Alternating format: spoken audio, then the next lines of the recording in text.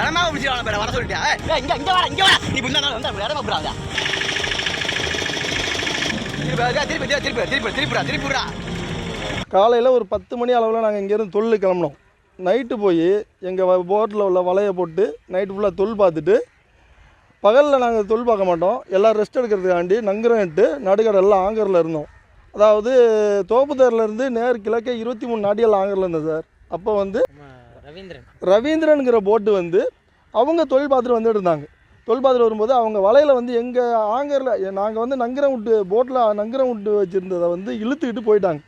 கிட்டத்தட்ட ஒரு 2 மணி நேரம் எங்கள் நங்கரத்தை பிடிச்சி போட்டை இழுத்துட்டு போனாங்க. போட்டு அணியமும் தண்ணிக்குள்ளே முழுகிட்டே போணுச்சு. அதனால் ஒரு 3-4 போட்டு போய் அவங்கள்ட்ட போய் சொன்னாங்க, ஒரு போட்டு பாதிக்கப்படுது, நீங்கள் இழுத்துட்டு போயிட்டுருக்கீங்க போட்டு நங்கரத்தில் மாட்டி, போட்டு அந்த போட்டு இது அணியை இது உள்ளே ஓடுறோம், அதனால் பாடு பிடிச்சி அந்த ஆங்கரை வெட்டி விடுங்க, அந்த போட்டு ரிலீஸ் ஆகிட்டு நீங்கள் இழுத்துட்டு போகலாம் அப்படின்னு சொன்னது கேட்கல.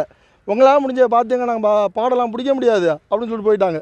திரும்ப இன்னும் ஒரு 5-6 போட்டு வந்து மொத்தம் 8-9 போட்டு போய் கிட்ட சொல்லியும் கேட்கல. அப்புறம் அவங்க இழுத்துட்டு போகிற கயிறை, அதாவது அவங்க போட்டு இழுத்துட்டு போகிற கயிற்றை பிடிச்சி வெட்டி விடணும்னு சொன்ன பிறகு தான் பாடு பிடிச்சாங்க. பாடு பிடிச்சி ஆங்கரை வெட்டி விட்டுட்டு அவங்க வலையை வந்து சேஃப்டியாக பற்றி எடுத்த பிறகு இன்னொரு போட்டு அமிர்தலிங்கன்னு ஒரு போட்டு எதுக்க பாடு பிடிச்சிட்டு வந்து நாங்கள் இந்தமாரி பண்ணிட்டீங்களே, நாங்கள் வந்து பேசிகிட்டு இருக்கோலையே எங்கள் போட்டை வந்து இந்த எதிர்த்தாப்பில் நடக்கிற வெள்ளை கலர் போட்டை இழுத்து வச்சு ஓட்டை பார்த்தாங்க. ஓட்டை பார்த்து ரணகலைப்படுத்திட்டாங்க அந்த இடத்தையே. அங்கே ஒரு 8 போட்டு 9 போட்டு இருந்தாங்க. 8 போட்டு 9 போட்டையும் சொல்லி ஓட்ட பார்த்தாங்க. குண்டையும் கட்டையும் இன்னும் சில ராடுகளையும் விட்டு தாக்குனாங்க. தாக்கும்போது அவங்க போட்டு உயரமாக இருக்கிறனால அவங்க எங்களால் அண்ணாந்து நிமிந்து தான் பார்க்க முடியுமா ஒழிஞ்சு அதில் உள்ளே இருக்க ஆளோட பார்க்க முடியாது, அந்தளவுக்கு உயரமாக இருக்கும். அந்த போட்டு வந்து அடித்து 3 பேர் அடிபட்டு 2 பேர் தள்ளே விட்டாங்க. அவங்கள மட்டும் நாங்கள் ஒரு ஆள் பாஞ்சு பிடிக்கலனாக்கா நேராக உள்ளே போயிருப்பாங்க, உயிர் சேதமே ஆகி போயிருக்கும். அந்தளவுக்கு கலவரமாகி போச்சு.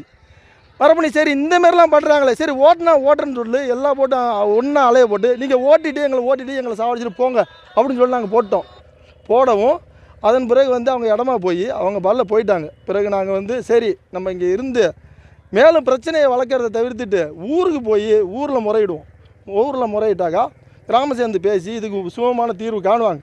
நம்ம அதனால் வந்து நேராக நாங்கள் ஊருக்கு வந்துட்டோம். 3 பேரை இப்போ வந்து ஜிஹெச்சிக்கு வந்து கொண்டு போயிருக்காங்க. அவங்க ஒருத்தருக்கு வந்து கையிலையும், ஒரு ஆளுக்கு காதுலையும், இன்னொரு ஆளுக்கு ஷோல்டர்லையும் அடிபட்டு வந்து கிளம்பி நடக்கவே முடியல. இதுக்கு மேலே அங்கே போய் எக்ஸ்ரே எடுத்தால் தெரியும். ஆனால் அவங்க நிலைமை எப்போ இருக்குங்கிறது அவங்க வந்த பிறகு தான் தெரியும். இதுக்கு மேலே பஞ்சாயத்தாரெலாம் வந்து போயிருக்காங்க மருத்துவமனைக்கு. அவங்க வந்து சொல்லும் பட்சத்தில் தான் அவங்களோட நிலைமை என்னன்னு தெரியும். ஆனால் கடலில் இது அடிக்கடி நடக்குது. ஆனால் இதுக்கு ஒரு தீர்வே இல்லாமல் போயிடுச்சு. இதுக்கு முன்னாடி ஒரு 3 மாதத்துக்கு முன்னாடி கூட 30 நாளாக நாங்கள் வந்து ஒரு நபரை வந்து ஓட்டி இதே அக்கரைப்பட்டை போட்டு ஓட்டி ஒரு நபர் இறந்து போனதுக்காக வேண்டி 30 நாளாக வேலை நிறுத்தம் பண்ணி போராடி பார்த்தோம். ஆனால் அதுக்கும் எந்த முயற்சியும் இந்த கவர்மெண்ட்டை யாருமே எடுக்கலை. இப்போ இந்த முறை என்னாச்சுனாக்கா இதே போல் ஒரு வருஷத்துக்கு 4 ட்ரிப் 5 ட்ரிப் பண்ணுறதை மேற்கொண்டு நாங்கள் தொழிலை நிறுத்தி முயற்சி பண்ணி ஏதாவது வேலை நிறுத்தம் பண்ணி முறையிடுறோம். அதுக்கு பதிலே கிடைக்க மாட்டுது. ஆனால் இந்த முறையாவது இந்த பதில் வந்து கரெக்டாக ஏதாவது எங்களுக்கு எங்கள் வாழ்வாதாரத்துக்கு கரெக்டான பதில் கிடைக்குன்னு நாங்கள் நினைக்கிறோம். நீங்களும் அதுக்கு எங்களுக்கு முயற்சி செய்யுங்க. போட்டு அக்கரைப்பட்டை போட்டு 2 போட்டுமே, ரவீந்திரனுங்கிற ஒரு போட்டும் அமிர்தலிங்கம்னு இன்னொரு போட்டும், பாதிக்கப்பட்ட போட்டு 2 போட்டு பேருமே வந்து முருகன் ஏதாவது செருதூர் போட்டு.